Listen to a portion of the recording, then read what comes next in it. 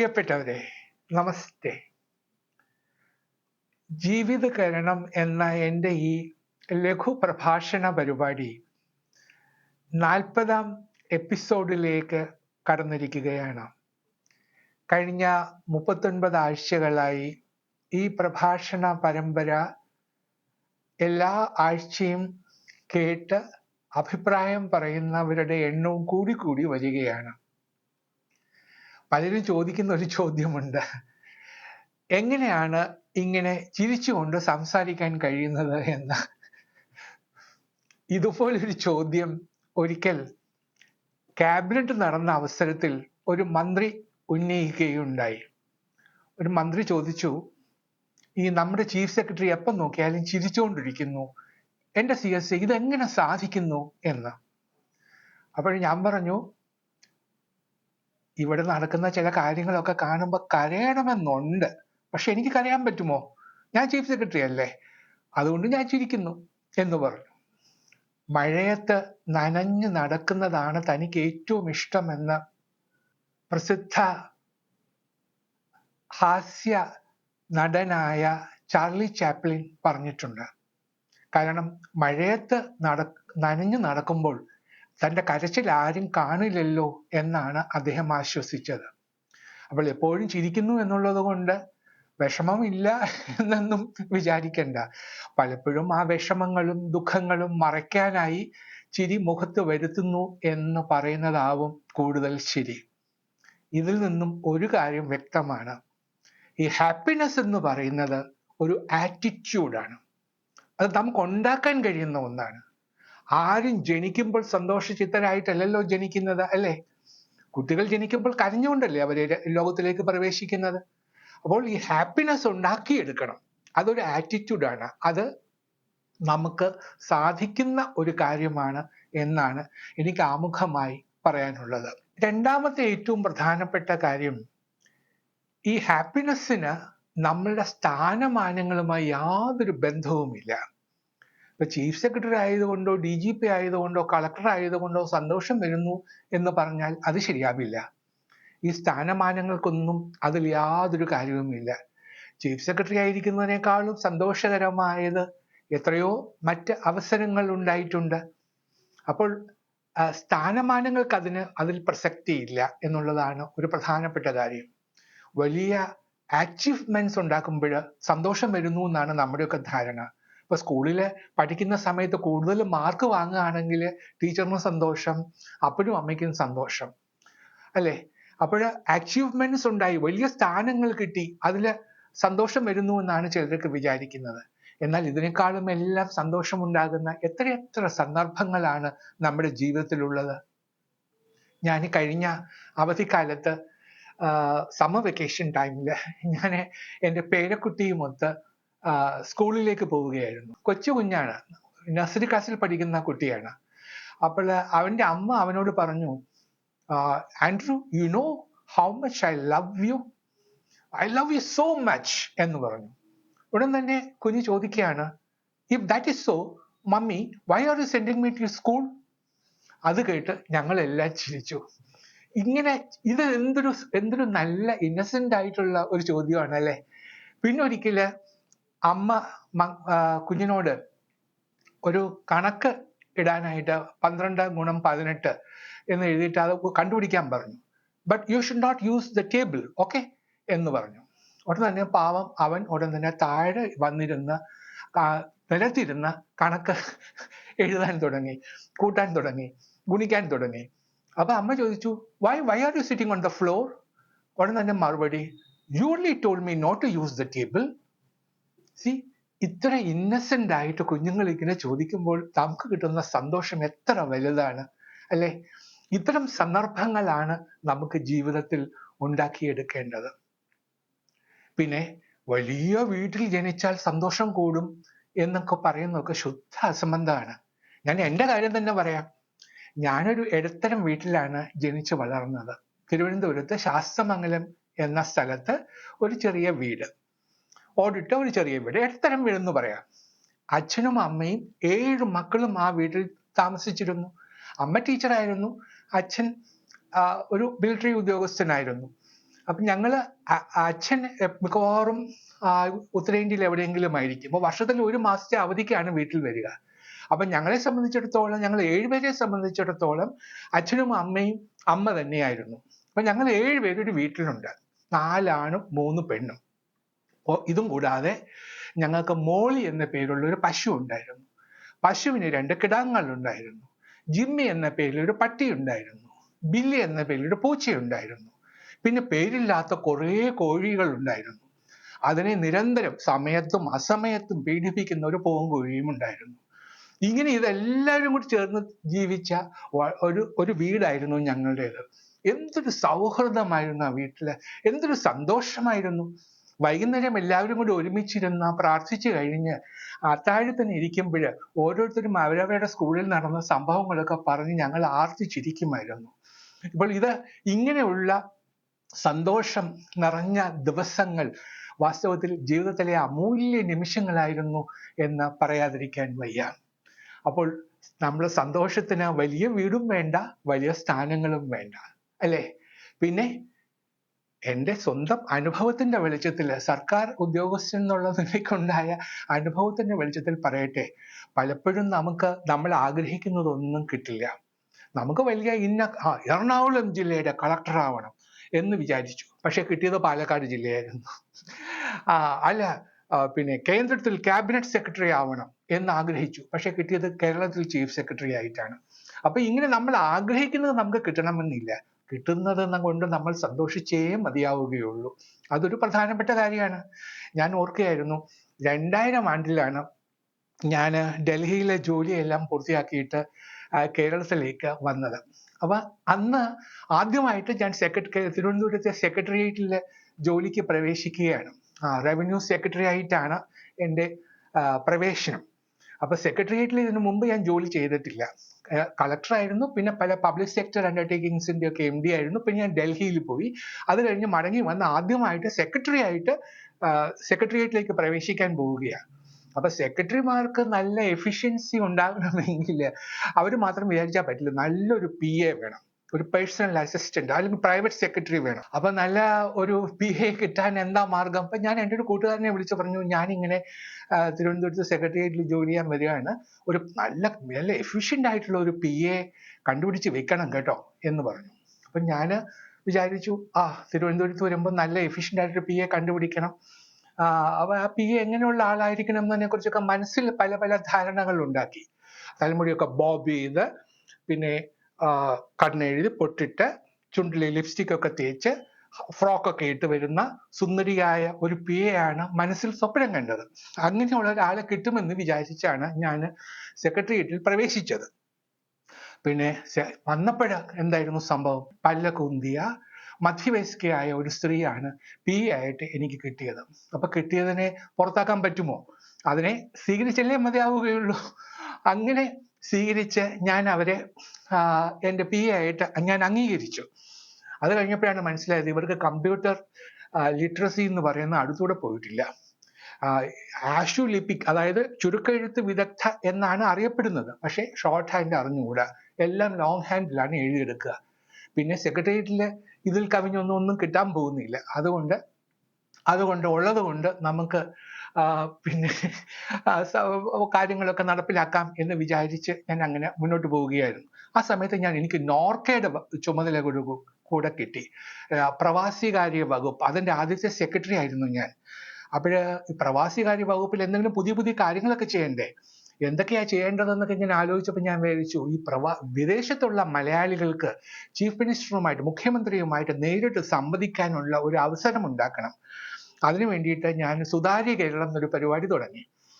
Chief മിനിസ്റ്ററിനോട് ആർക്ക് വേണമെങ്കിലും ചോദ്യങ്ങൾ ചോദിക്കാം, അദ്ദേഹം അതിന് മറുപടി പറയും, അവിടെ പരാതികൾ പറയാം, അതിനുള്ള നടപടികളൊക്കെ പൂർത്തിയാക്കാം. അപ്പം ഞാൻ ആങ്കറായിട്ട് ചീഫ് മിനിസ്റ്റർ കൂടി, അന്ന് ഉമ്മൻചാണ്ടി സാറായിരുന്നു, ഞങ്ങൾ ഒരുമിച്ചിരുന്ന് TV-യിൽ ഒരു പ്രോഗ്രാം തുടങ്ങി.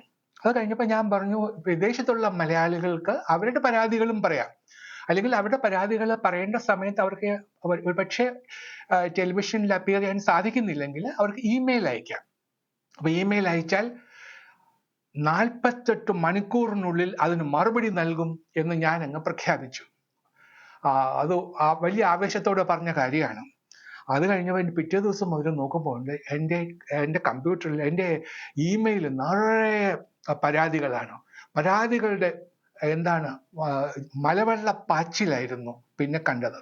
ഇതിനൊന്നും മറുപടി അയക്കാൻ പറ്റുന്നില്ല. ഈ 200 300 പരാതികൾ ഒരു ദിവസം വരുമ്പോൾ ഇതിന് എങ്ങനെയാ ഇത്രയും മറുപടി അയക്കാൻ സാധിക്കുക? അപ്പൊ അത് കഴിഞ്ഞപ്പോൾ ഞാൻ വിചാരിച്ചു മണ്ടത്തരായി പോയല്ലോ, പിന്നെ എന്ത് ചെയ്യും? അപ്പോൾ നേരത്തെ പറഞ്ഞതനുസരിച്ച് 48 മണിക്കൂറിനുള്ളിൽ മറുപടി കൊടുക്കണം. അത് കൊടുക്കാതെ വന്നപ്പോഴേക്കും പ്രവാസി സുഹൃത്തുക്കള് വളരെ മോശമായ ഭാഷയിൽ മെസ്സേജുകൾ അയക്കാൻ തുടങ്ങി. എടാ ഡാഷ് മോനെ, നീയൊക്കെ അവിടെ ഇങ്ങനെ കറങ്ങി നടക്കുന്നതൊക്കെ ഞങ്ങളുടെ വിയർപ്പ് കൊണ്ടാണെന്ന് ഓർമ്മ വേണം എന്നൊക്കെ പറഞ്ഞ് പരാതികളെ മറുപടികൾ എഴുതി അയക്കാൻ തുടങ്ങി. അത് കണ്ടപ്പോൾ ഞാൻ പറഞ്ഞു, ഭയങ്കര ശുദ്ധ ഭോഷ്കായി, ഇങ്ങനെ പറയാൻ പാടില്ലായിരുന്നു. ചെയ്യാൻ പറ്റാത്ത കാര്യങ്ങൾ ഞാൻ ആദ്യമേ കയറി അങ്ങ് പറഞ്ഞു. അന്നത്തെ ഉത്സാഹത്തിൽ അങ്ങ് പറഞ്ഞു പോയതാണ്. അപ്പം ഞാൻ എൻ്റെ PA വിളിച്ചിട്ട് പറഞ്ഞു, നോക്കൂ, നിങ്ങൾ ഇത് രാവിലെ വന്നിട്ട് ഈ കമ്പ്യൂട്ടറിൽ ഇത് ഓൺ ചെയ്തിട്ട് എൻ്റെ ഇമെയിൽ ചെക്ക് ചെയ്യണം. ഈ മോശമായ ഭാഷയിൽ വന്നിട്ടുള്ള എല്ലാ ഇമെയിലുകളും ഡിലീറ്റ് ചെയ്യണം. എനിക്കതൊന്നും വായിക്കാൻ സമയമില്ല. അത് മാത്രമല്ല, അത് വായിച്ചാൽ എൻ്റെ മൂഡ് തെറ്റും. അതുകൊണ്ട് അതൊന്നും പാടില്ല. അതുകൊണ്ട് വളരെ സഭ്യമായ ഭാഷയിൽ എഴുതിയ പരാതികൾ മാത്രമേ എൻ്റെ ഇമെയിൽ ബോക്സിൽ കാണാൻ പാടുള്ളൂ. അത് ഞാൻ അവരെ പഠിപ്പിച്ചു കൊടുത്തു. 2-3 ദിവസം എടുത്തു പഠിപ്പിച്ചെടുക്കാനായിട്ട്. അത് കഴിഞ്ഞ് പഠിച്ചെല്ലാം കഴിഞ്ഞ് അവർ രാവിലെ ഞാൻ ഓഫീസിൽ വരുമ്പോൾ കുറേ ആവശ്യമില്ലാത്ത ഇമെയിലൊക്കെ ഡിലീറ്റ് ചെയ്യും. അപ്പം അങ്ങനെ നോക്കുമ്പോൾ 10-12 ഇമെയിലുകൾ മാത്രമേ ആക്ഷനബിൾ ആയിട്ടുള്ളൂ. അത് നമുക്ക് കൈകാര്യം ചെയ്യാൻ സാധിക്കും. അങ്ങനെ ഒരു ദിവസം നോക്കുമ്പോൾ ഒരു ദിവസത്തെ ഇമെയിലിൽ ആവശ്യം കാലിഫോർണിയയിലുള്ള ഒരു മലയാളി അസോസിയേഷൻകാരുടെ ആവശ്യമാണ്. അവർ പറഞ്ഞു, ഞങ്ങളുടെ ആനുവൽ ഡേ പ്രമാണിച്ച് ഞങ്ങൾ കുറേ പാവപ്പെട്ടവർക്ക് കുറേ തയ്യൽ മെഷീനുകൾ കൊടുക്കുന്നു. അപ്പോൾ ഇത് സംബന്ധിച്ച് ഒരു സൊവനീർ പ്രസിദ്ധീകരിക്കുന്നു. അതിന് ബഹുമാനപ്പെട്ട മുഖ്യമന്ത്രിയുടെയും വകുപ്പ് സെക്രട്ടറിയുടെയും ഓരോ മെസ്സേജുകൾ വേണം എന്ന് പറഞ്ഞു. അപ്പോൾ ഇത് നമുക്ക് എളുപ്പം ചെയ്യാവുന്ന കാര്യമേ ഉള്ളൂ. അപ്പോൾ സാധാരണ മുഖ്യമന്ത്രിയുടെ മെസ്സേജ് എന്ന് പറഞ്ഞാൽ വകുപ്പ് സെക്രട്ടറി തന്നെ എഴുതി ഡ്രാഫ്റ്റ് ചെയ്തിട്ട് അദ്ദേഹത്തെ കൊണ്ട് ഇനിഷ്യൽ ചെയ്ത് കിട്ടുന്നതാണ് മുഖ്യമന്ത്രിയുടെ മെസ്സേജ്, അല്ല അദ്ദേഹം എഴുതുന്നതല്ല. അപ്പം ഞാൻ പെട്ടെന്ന് മുഖ്യമന്ത്രിയുടെ ഒരു മെസ്സേജ് അങ്ങ് തയ്യാറാക്കി, വളരെ ഫോർമലായിട്ട്. Dear so and so, I am extremely happy to learn that you are organizing your annual day and you are distributing sewing machines to the needy. I wish all the function all success. ഇത്രയും വേണ്ടു. അത്രയും dictate ചെയ്തു. അത് കഴിഞ്ഞ് അത് മുഖ്യമന്ത്രിയുടെ മെസ്സേജാണ്, അത് ഡിക്റ്റേറ്റ് ചെയ്തു. അത് കഴിഞ്ഞപ്പോൾ ഇനി എൻ്റെ മെസ്സേജും കൂടെ വേണം, സെക്രട്ടറിയുടെ മെസ്സേജ്. അപ്പോൾ രണ്ടും എഴുതുന്ന ഒരാൾ തന്നെയാണ്. അപ്പോൾ സെക്രട്ടറിയുടെ മെസ്സേജ് എഴുതിയപ്പോൾ ഞാൻ വിചാരിച്ചു, ഞാൻ ഈ സ്റ്റൈലൊന്നും മാറ്റിക്കളയാം, ഒരു അമേരിക്കൻ ലിംഗോയിൽ ആകട്ടെ എന്ന് വിചാരിച്ചിട്ട് ഞാൻ പറഞ്ഞു, ഹായ് ബഡീസ്.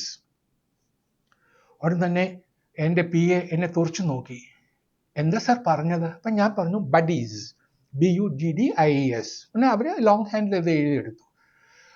എന്നിട്ട് ഞാൻ പറഞ്ഞു, I it's great to know that you people are doing such fantastic work, keep going, hi guys എന്ന് പറഞ്ഞ് ഒരു മെസ്സേജ് അങ്ങ് എഴുതി. അപ്പോൾ അമേരിക്കൻ ലിംഗോ ആണത്. അപ്പോൾ അത് കഴിഞ്ഞ് ഞാൻ പറഞ്ഞു എല്ലാം ടൈപ്പ് ചെയ്ത് കൊണ്ടുവരാൻ പറഞ്ഞു. അപ്പോഴേക്കും 2-3 മീറ്റിങ്ങുകളെല്ലാം ഉണ്ടായിരുന്നു. അതെല്ലാം കഴിഞ്ഞ് വൈകുന്നേരം ഞാൻ വന്നപ്പോൾ എൻ്റെ മേശയുടെ പുറത്ത് എല്ലാം ടൈപ്പ് ചെയ്ത് വെച്ചിട്ടുണ്ട്. അപ്പം ഞാൻ എൻ്റെ PA വിളിച്ചു. അവരുടെ പേര് പറയുന്നത് ശരിയല്ല, അതുകൊണ്ട് അവരുടെ പേര് ജാനകി എന്നങ്ങ് നമുക്കങ്ങ് പേരിടാം.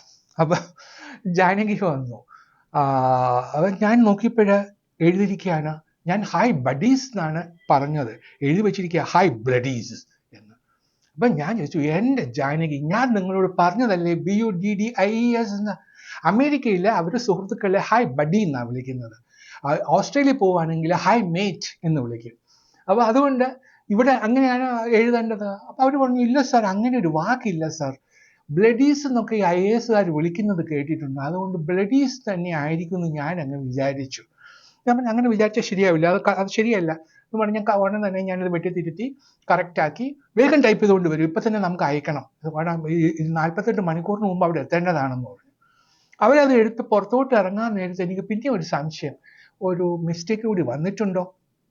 ഞാൻ തിരികെ വിളിച്ചു, ജാനകി ഇങ്ങനെ വരാൻ പറഞ്ഞു. ഞാൻ ഒന്നും കൂടെ നോക്കി. ഞാൻ അപ്പം നോക്കിയപ്പോഴേ വീണ്ടും ഒരു മിസ്റ്റേക്ക് ഉണ്ട്. ഞാൻ അവസാനിപ്പിച്ചത് കീപ് ഗോയിങ് ഹായ് ഗൈസ് എന്നായിരുന്നു. അവർ എഴുതി വെച്ചിരിക്കുക കീപ് ഗോയിങ് ഹായ് ഗേസ് എന്ന്. GUYS എന്ന് എഴുതേണ്ടടുത്ത് ഗൈസ് എന്ന് എഴുതേണ്ടടുത്ത് അവർ എഴുതുക GAYS എന്നായിരുന്നു. അപ്പം ഞാൻ പറഞ്ഞു, എന്താണ് എഴുതി വെച്ചിരിക്കുന്നത്, ഇങ്ങനെ എഴുതാൻ പാടുണ്ടോ എന്ന് പറഞ്ഞ് ഞാൻ അവരെ വഴക്ക് പറഞ്ഞു. അപ്പോൾ അവർ പറഞ്ഞു, ഓ സാർ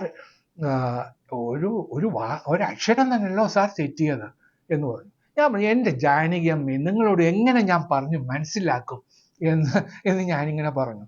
അപ്പൊ അവർ ചിരിച്ചുകൊണ്ട് നിൽക്കുക. അപ്പൊ ഞാൻ ചോദിച്ചു, എന്തേ നിങ്ങൾക്കിത് പറയുമ്പോൾ സീരിയസ്നെസ് മനസ്സിലാവുന്നില്ല? അപ്പൊ അവർ പറഞ്ഞു, സാറ് ദേഷ്യപ്പെടുമ്പോഴും എൻ്റെ ജാനകി അമ്മയെന്നല്ലേ വിളിച്ചത്, അപ്പൊ എന്നോട് ഇഷ്ടമുണ്ടെന്ന് എനിക്കും ബോധ്യമായി എന്ന് പറഞ്ഞു. ചിരിക്കാതെ പിന്നെ എന്ത് ചെയ്യാൻ സാധിക്കും? സർക്കാർ ഓഫീസിൽ ജോലി ചെയ്യുമ്പോൾ ഇതുപോലെ ചിരിക്കാൻ ഒരുപാട് അവസരങ്ങൾ ഉണ്ടാകാറുണ്ട്. ഇങ്ങനെയുള്ള അവസരങ്ങളെല്ലാം നമ്മൾ കണ്ടുപിടിച്ച് ചിരിക്കുകയാണ് വേണ്ടത്. അപ്പോൾ നമ്മുടെ ബോറടിയൊക്കെ മാറും. എല്ലാ സന്ദർഭങ്ങളിലും എഴുതിക്കൊണ്ട് വരുന്നത് വായിക്കുമ്പോൾ അല്ലെങ്കിൽ പറയുന്നത് ഇതെല്ലാം കേൾക്കുമ്പോൾ ചിരിയുടെ അനന്ത സാധ്യതകളാണ് ഞാൻ കാണുന്നത്. അതുകൊണ്ടാണ് ചിരിച്ചു പോകുന്നത്. അതുകൊണ്ടാണ് സന്തോഷം എപ്പോഴും മുഖത്തിൽ പ്രകടമാകുന്നത്. പിന്നെ വേറൊന്നുള്ളത്, പ്രധാനപ്പെട്ട ഒരു കാര്യം എന്തറിയോ, നമുക്ക് സന്തോഷം കൂടുന്നത് എപ്പോഴാണ്? നമ്മൾ നമ്മളെ തന്നെ മറന്ന് മറ്റുള്ളവരെ സഹായിക്കുമ്പോൾ, അവരിൽ നിന്നും കിട്ടുന്ന റെസ്പോൺസ് കേൾക്കുമ്പോൾ നമുക്ക് തീർച്ചയായിട്ടും സന്തോഷമുണ്ടാകും. അങ്ങനെ എനിക്ക് ഒരുപാട് സന്ദർഭങ്ങൾ ഉണ്ടായിട്ടുണ്ട്. ഒരിക്കൽ ഞാൻ പാലക്കാട് കളക്ടറായിരുന്ന സമയത്ത് അവിടെ കൊഴിഞ്ഞാമ്പാറ എന്നൊരു പ്രദേശമുണ്ട്. നമ്മൾ തമിഴ്നാടിനോട് ചേർന്ന് കിടക്കുന്ന പ്രദേശമാണ്. വലിയ വരൾച്ചയുള്ള സ്ഥലമാണ് കൊഴിഞ്ഞാമ്പാറ. അപ്പോൾ അവിടെ പാലക്കാട് ജില്ല പൊതുവെ വരൾച്ച കൂടുതലുള്ള ജില്ലയാണ്. അപ്പോൾ വരൾച്ച വരുന്ന സമയത്ത് കളക്ടർക്ക് നല്ല പണിയാണ്. കാരണം എല്ലായിടത്തു നിന്നും ആളുകൾ ഫോൺ ചെയ്യും, അവിടെ വെള്ളമില്ല, ഇവിടെ വെള്ളമില്ല, കുടിവെള്ളമില്ല എന്നൊക്കെ പറഞ്ഞുള്ള ഫോൺ വിളികളുടെ ബഹളമാണ്. അപ്പോൾ ഞാൻ അവിടെ കളക്ടറായിരുന്ന സമയം 1988 മുതൽ 91 വരെയുള്ള കാലയളവിലാണ് ഞാൻ പാലക്കാട് ജില്ലയുടെ കളക്ടറായിരുന്നത്. അപ്പോൾ ആ സമയത്ത് കേന്ദ്ര ഗവൺമെന്റിന്റെ ഒരു പ്രോഗ്രാം ഉണ്ടായിരുന്നു, Rajiv Gandhi mission for water mission എന്നൊരു വലിയ പദ്ധതി കൊണ്ടുവന്നു. അപ്പോൾ ഇങ്ങനെ വളരെ പിന്നെ വരൾച്ചയുള്ള സ്ഥലങ്ങളിൽ കുഴൽക്കിണറുകൾ കുഴിക്കാനുള്ള ഒരു പദ്ധതിയായിരുന്നു അത്. അപ്പോൾ അങ്ങനെ ഞാനാണ് അത് എല്ലാം അലോട്ട് ചെയ്യുന്നത്. എവിടെയൊക്കെ വേണമെന്ന് എഞ്ചിനീയർമാർ റെക്കമെൻഡ് ചെയ്യും. തഹസിൽദാർമാരും എഞ്ചിനീയർമാരും കൂടെ ഒരുമിച്ച് റെക്കമെൻഡ് ചെയ്തതിൻ്റെ വെളിച്ചത്തിൽ കളക്ടറാണ് ഫൈനൽ ഓർഡർ കൊടുക്കുന്നത് എവിടെയൊക്കെ വേണമെന്ന്. അങ്ങനെ കൊഴിഞ്ഞാമ്പാറ പ്രദേശം വരൾച്ച കൂടുതലുള്ളതായതുകൊണ്ട് അവിടെ കൂടുതൽ കുഴൽക്കിണറുകൾ കൊടുക്കാനായിട്ട് ഞാൻ ഉത്തരവായി. പക്ഷേ എനിക്കൊരു പരാതി വന്നു. അവിടുത്തെ കുറെ പാവപ്പെട്ട സ്ത്രീകൾ, തമിഴ് സംസാരിക്കുന്ന സ്ത്രീകളാണ്, വെറും പാവപ്പെട്ടവരാണ്. അവരാണെങ്കിൽ ആ ചേല കൊണ്ട് തന്നെ മാറൊക്കെ മറിച്ച് വരുന്ന വെറും പാവപ്പെട്ട സ്ത്രീകളാണ്. അവർ വന്നിട്ട് എന്നോട് പറഞ്ഞു, സാർ ഞങ്ങളുടെ ഭാഗത്ത് കുഴിക്കേണ്ട കിണർ വേറൊരു സ്ഥലത്താണ് കുഴിച്ചത്. അത് അവിടുത്തെ ഒരു വലിയ ജന്മിക്ക് സൗകര്യത്തിന് വേണ്ടിയിട്ട് ചെയ്തതാണ്. അതുകൊണ്ട് അത് അവിടെ അല്ല ചെയ്യേണ്ടത്, ഇവിടെയാണ് ചെയ്യേണ്ടത് എന്ന് പറഞ്ഞു. അപ്പോൾ ഞാൻ ആ എഞ്ചിനീയറെ വിളിച്ചു, അന്വേഷിച്ചപ്പോൾ പറഞ്ഞത് ശരിയാണെന്ന് കണ്ടു. അയാളെ ശാസിച്ചു. എന്നിട്ട് പറഞ്ഞു, ഇല്ല, അവർ പറഞ്ഞ സ്ഥലത്ത് തന്നെ ഒരു കിണർ കുഴിക്കണമെന്ന് പറഞ്ഞു. അപ്പോൾ എഞ്ചിനീയർ പറഞ്ഞു, അവിടെ കുഴിച്ചാൽ വെള്ളമൊന്നും കിട്ടില്ല, കാരണം അവിടെ വെള്ളമില്ല സ്ഥലമല്ല സാർ എന്ന് പറഞ്ഞു. അപ്പോൾ സ്ത്രീകൾ പറഞ്ഞു, ഇല്ല സാർ, ഇവിടെ കുഴിച്ചാൽ മതി, ഇവിടെ കുഴിച്ചാൽ തീർച്ചയായിട്ടും കിട്ടും എന്ന് പറഞ്ഞു. അവരുടെ വിശ്വാസം കണ്ടിട്ട് ഞാൻ അത് അവിടെ തന്നെ കുഴിക്കാൻ ഏർപ്പാട് ചെയ്തു. 2 ദിവസം കഴിഞ്ഞപ്പോൾ ന്യൂസ് വന്നു, അവിടെ വെള്ളം കിട്ടി എന്ന്. അപ്പോൾ ഈ സ്ത്രീകളെല്ലാം കൂടെ എൻ്റെ കളക്ട്രേറ്റിൽ വന്ന് എന്നോട് സന്തോഷം പ്രകടിപ്പിച്ചു. എന്നിട്ട് അവർ പറഞ്ഞു, സാറ് കൂടി വരണം ഇത് കാണണം എന്ന് പറഞ്ഞ് ഞാൻ അവരുടെ കൂടെ കൊഴിഞ്ഞാമ്പാറയിൽ പോയി. അവിടെ വെള്ളം ഇങ്ങനെ മുകളിലോട്ട് ഇങ്ങനെ സ്പ്രേ ചെയ്യുകയായിരുന്നു. ആ സമയത്ത് ആ സ്ത്രീകൾ അതിന് ചുറ്റും ഡാൻസ് ചെയ്ത് അവരുടെ സന്തോഷം പ്രകടിപ്പിച്ചു. ആ സന്തോഷത്തിൽ ഞാനും പങ്കുചേർന്നു. വാസ്തവത്തിൽ ഇതുപോലുള്ള ഒരുപാട് അവസരങ്ങൾ നമ്മുടെ ഔദ്യോഗിക ജീവിതത്തിൽ ഉണ്ടാകും. ആ അവസരങ്ങളെല്ലാം സന്തോഷം നമുക്ക് പകരുന്ന വലിയ വിലപ്പെട്ട സന്ദർഭങ്ങളാണ്. ഇങ്ങനെ സന്തോഷിക്കുമ്പോഴാണ് വാസ്തവത്തിൽ സന്തോഷം എത്ര വലുതാണ് എന്ന് നാം മനസ്സിലാക്കുന്നത്. പിന്നെ ഒന്നുകൂടിയുണ്ട്, നല്ല ബന്ധങ്ങൾ സ്ഥാപിക്കുക. നല്ല ബന്ധങ്ങൾ ഉണ്ടാകുമ്പോൾ നമുക്ക് സന്തോഷമുണ്ടാകും. നോക്കൂ, ഒരു റിലേഷൻഷിപ്സ് എന്ന് പറയുന്നത് അത് ക്രിയേറ്റ് ചെയ്യാൻ വളരെ പ്രയാസമാണ്. നല്ല റിലേഷൻഷിപ്സ് തകർത്ത് കളയാൻ ഒരു നിമിഷം മാത്രം മതി. പക്ഷേ ഈ റിലേഷൻഷിപ്സ് നന്നായി മെയിൻറ്റെയിൻ ചെയ്യണം, നന്നായി അത് മുന്നോട്ട് കൊണ്ടുപോകണം. ഈ ബന്ധങ്ങളാണ് വളരെ സന്തോഷം നമുക്ക് നൽകുന്നത്. ഇപ്പോൾ റിട്ടയറൊക്കെ ചെയ്ത് 4-5-6 വർഷങ്ങൾ കഴിഞ്ഞു. അപ്പോൾ അതെല്ലാം കഴിയുമ്പോൾ ഇപ്പോഴും പണ്ട് 1970 എൻ്റെ കൂടെ മോഡൽ സ്കൂളിൽ പഠിച്ച കൂട്ടുകാരനെ കാണുമ്പോൾ, അല്ലെങ്കിൽ മാറിയോനിയസ് കോളേജ് പ്രീ ഡിഗ്രിക്ക് പഠിപ്പിച്ച അധ്യാപകരെ കാണുമ്പോൾ എല്ലാം നമുക്കുണ്ടാകുന്ന സന്തോഷം എത്ര വലുതാണ് അല്ലേ? ഈ നല്ല ബന്ധങ്ങൾ നമുക്ക് സുദൃഢമാക്കിക്കൊണ്ട് ജീവിതത്തിൽ മുന്നോട്ട് പോകാൻ കഴിഞ്ഞാൽ തീർച്ചയായിട്ടും സന്തോഷത്തിൻ്റെ ഒട്ടനവധി അവസരങ്ങൾ നമുക്കുണ്ടാക്കാൻ കഴിയും എന്ന കാര്യത്തിൽ എനിക്ക് യാതൊരു സംശയവുമില്ല. അടുത്ത ആഴ്ച നമുക്ക് വീണ്ടും കാണാം.